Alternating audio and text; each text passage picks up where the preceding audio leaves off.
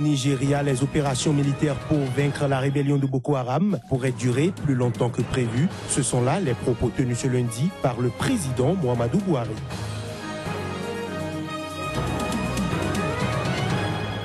En Côte d'Ivoire, la jeunesse du RDR était en assemblée générale. Objectif, prendre activement sa place dans les projets de développement du pays.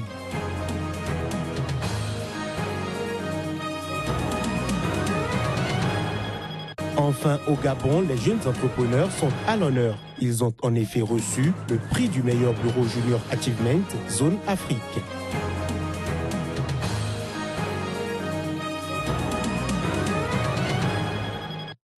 Mesdames, Messieurs, bonjour. Bienvenue dans cette session de l'information sur SICA. Démarrons par le Nigeria. Les opérations militaires pour vaincre la rébellion de Boko Haram pourraient durer plus longtemps que prévu, a prévenu ce lundi le président Muhammadu Buhari. Il avait donné à l'armée jusqu'à fin décembre pour venir à bout du groupe islamiste, alors qu'il ne reste que 3 semaines avant la fin de ce délai. Les attaques des militants radicaux affiliés au groupe État islamique continuent sans faiblir, aussi bien au Nigeria que dans les pays frontaliers. Je voudrais souligner que ce délai est indicatif, a déclaré le président dans un message adressé au chef de l'armée réunie dans l'état de Jigawa, dans le nord, lu par le chef d'état-major, le général Abayomi Olanisaki. Selon les analystes en sécurité, l'armée a obtenu de réels succès contre les rebelles depuis le début de l'année, parvenant à reconquérir une grande partie des territoires du nord-est du pays dont ils s'étaient emparés et sur lesquels ils avaient proclamé un califat.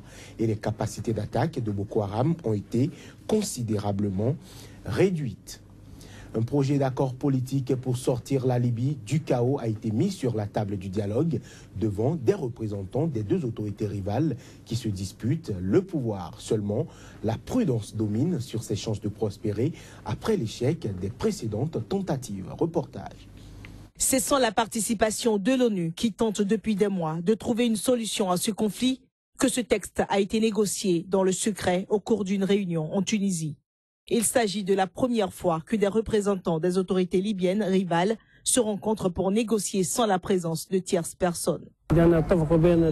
Nous espérons que l'accord conclu entre le Parlement et le Congrès portera des fruits parce que le peuple libyen a beaucoup souffert et ne peut plus souffrir davantage. L'accord a apporté la joie à tous les Libyens. Nous espérons que le pays pourra retrouver le calme et que l'accord puisse ouvrir la voie à une véritable démocratie et non pas à la démocratie du chaos. La situation était devenue insupportable. La réunion entre des membres du Parlement et du Congrès a mis fin à cette tourmente. D'ailleurs, ils n'avaient pas le choix parce que le pays souffrait depuis 5 ans. Il faut qu'ils forment un gouvernement d'union composé de représentants de l'Est et de l'Ouest du pays. Les citoyens ont vraiment souffert et ont perdu tous leurs droits. Il est très important d'instaurer la paix et la sécurité.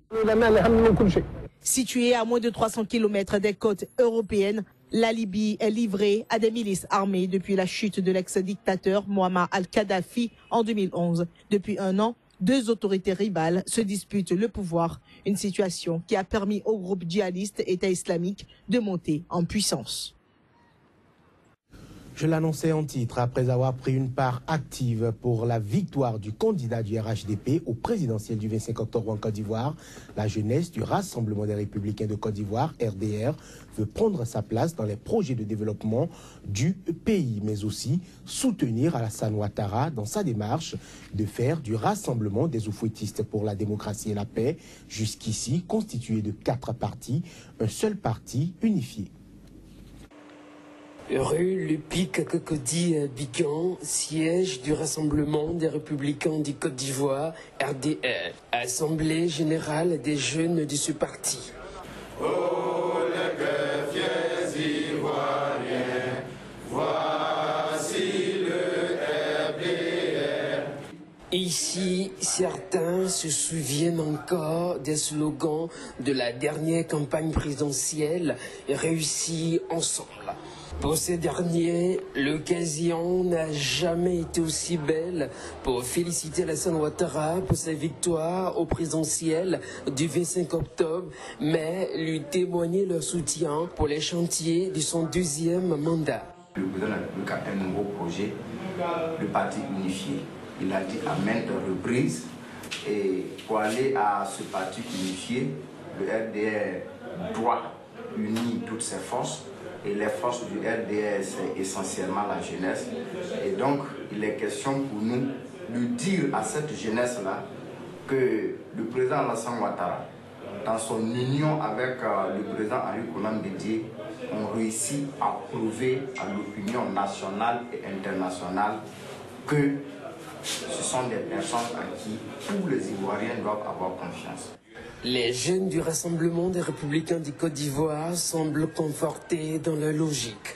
Le deuxième quinquennat du président ivoirien offrira d'énormes possibilités aux jeunes, parfois victimes du chômage. Et ils comptent gagner le pari de la mobilisation afin d'offrir un accueil triomphal à Alassane Ouattara de retour à Abidjan après plus d'un mois de séjour à l'étranger. Au Kenya, les résidents de Mandera, dans le nord, disent avoir vu des tombes mystérieuses contenant plus de 20 corps. Parmi les corps, celui d'une femme qui est portée disparue depuis 5 jours. Les images horribles diffusées sur des médias sociaux lundi montrent des parties de restes humains qui semblent avoir été enterrés à la hâte. Certains étaient nus. Le corps mutilé d'une femme a provoqué la plus forte réaction. Il s'agissait d'une mère de 5 enfants arrêtée par des hommes non identifiés il y a seulement 4 jours. Le sénateur de la région, Boulokero, a qualifié la découverte de choquante et estimé que les personnes étaient victimes de disparition forcée. L'inspecteur général de la police a confirmé la mort de la femme, mais nié l'existence de charniers. Les organisations de défense des droits humains estiment que la police antiterroriste kenyane est sans aucun doute derrière ces exécutions extrajudiciaires. En mai, 11 corps ont été retrouvés dans un charnier à Wajir, au sud de Mandera. Les victimes étaient d'origine somalienne. En Afrique du Sud, le champion paralympique Oscar Pistorius, condamné en appel jeudi dernier pour le meurtre de sa petite amie, comparaît ce mardi devant la justice pour demander sa mise en liberté sous caution. C'est du moins ce qu'a indiqué un porte-parole du ministère sud-africain de la Justice. Voici les détails. Le verdict a été modifié en appel. Par conséquent, la peine de Pistorius a été révoquée, donc il doit demander sa libération sous caution. C'est en ces termes que s'est exprimé lundi la porte-parole du ministère de la Justice, Lusanda Ntuli. Selon cette dernière, lors de l'audience qui ne devrait pas durer plus d'1 heure, la défense et le parquet présenteront leurs arguments et la haute cour devrait rendre sa décision le même jour. En effet, dans le droit sud-africain, le verdict est prononcé dans un premier temps et la sentence annoncée ultérieurement. Ainsi, Pistorius, actuellement assigné en résidence surveillée chez son oncle, doit théoriquement retourner en prison si sa demande de caution est refusée. Pour la petite histoire, la Cour suprême d'appel avait déclaré jeudi dernier Oscar Pistorius coupable de meurtre, ouvrant la voie à une peine de prison d'au moins 15 ans. Or, en première instance, Pistorius avait été condamné à 5 ans de prison pour homicide involontaire sur sa petite amie Riva Steenkamp. Selon Martin Hood, avocat spécialisé dans les affaires criminelles, en cas de libération sous caution, cette dernière pourrait être assortie de conditions qui ne sont pas aussi strictes que celles de son assignation à résidence. De son côté, Oscar Pistorius, 29 ans, a toujours affirmé avoir tiré en pleine nuit dans la porte des toilettes où se trouvait sa victime, croyant qu'un cambrioleur s'était introduit dans sa maison ultra sécurisée. Au Bénin, dans la fièvre préélectorale, pour dire que les femmes et les jeunes de Porto Novo, plus précisément du 4e arrondissement de la ville-capitale, ont affiché tout leur soutien au député Attao Mohamed Renouho. Ils entendent travailler pour porter ce candidat au pouvoir en 2016. Reportage. C'est au CEG1 d'Adjara que les militants et surtout les femmes du réseau Attao se sont donné rendez-vous. Ces militants sont spécialement venus témoigner leur soutien et attachement à l'honorable Attao Mohamed Renouho pour sa candidature à l'élection présidentielle de 2016. Mais aussi, ce fut l'occasion pour les conseillers élus sur cette liste d'exprimer leur gratitude au président. À tous ceux-là, je présente mes vifs remerciements et leur dire que l'important reste à venir. Atao Renouho est jeune et la jeunesse est au centre de son plan d'action une fois élu. D'ailleurs, au quotidien, il travaille avec cette jeunesse qui, maintenant qu'il a besoin d'elle, n'entend point lui marchander son apport. Nous, jeunes du parti Réseau Atao, de la commune d'Adiara et de ses 6 arrondissements, par ma voix, affirme une fois encore à l'honorable Mohamed Atao notre soutien indéfectible. L'honorable Atao Renouho, c'est un homme politique, mais c'est aussi ce fils qui connaît les problèmes de ses frères et sœurs, surtout ceux des femmes. Ici à Adjara, nos femmes vont recevoir de microcrédits comme les femmes de Cotonou. C'est le moment pour moi d'exhorter les parents d'Adjara à accompagner ma candidature pour que notre cité Adjara puisse connaître enfin un réel développement. Les militants, les sages, les jeunes se sont succédés au pupitre pour apporter d'une part leur soutien à l'honorable et d'autre part leur volonté de le voir briguer la magistrature suprême. Toujours au Bénin et toujours à Porto Novo, la capitale, qui a été le week-end dernier au cœur d'une grande mobilisation des militants de la coalition au pouvoir, FCBE, Force Cori pour un Bénin émergent du département de l'Ouémé. Objectif de cette sortie, conduite par le FAC et le Front d'Action pour une conscience citoyenne, soutenir la candidature de l'actuel Premier ministre Lionel Zinsou. Nous y reviendrons un peu plus en détail dans nos prochaines éditions.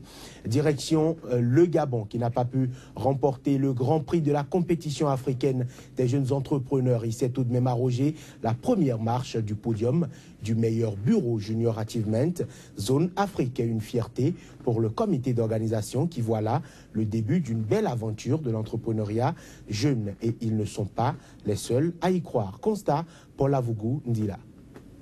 Le premier supporter de l'équipe gabonaise, le chef de l'État gabonais, Ali Bongo Ondimba, a fixé le cap d'un nouvel avenir pour la jeunesse, associant les avancées sociales au mérite et au talent plutôt qu'aux privilèges et au népotisme.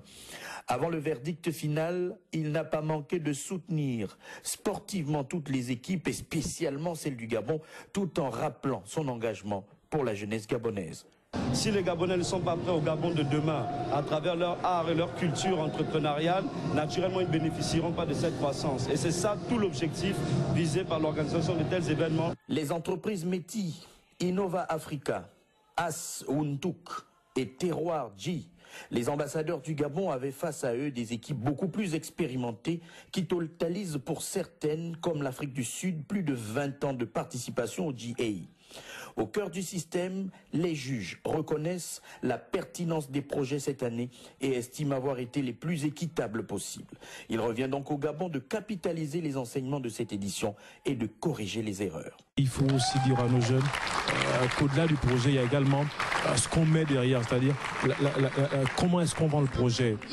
Et je pense, à mon avis, que ceux qui ont gagné ce soir, ce n'est pas forcément les meilleurs projets en termes d'innovation, en termes de créativité, mais c'est plutôt des gens qui savent vendre leur projet. Les quelques 300 jeunes lycéens et déscolarisés candidats à la création d'entreprises venus de 13 pays ont défendu leur projet devant les 25 membres du jury pour décrocher les prix assortis cette année exceptionnellement d'une enveloppe suivant les catégories allant de 1000 à 2500 $ américains. C'est la fleur du Gabon à l'organisation mondiale.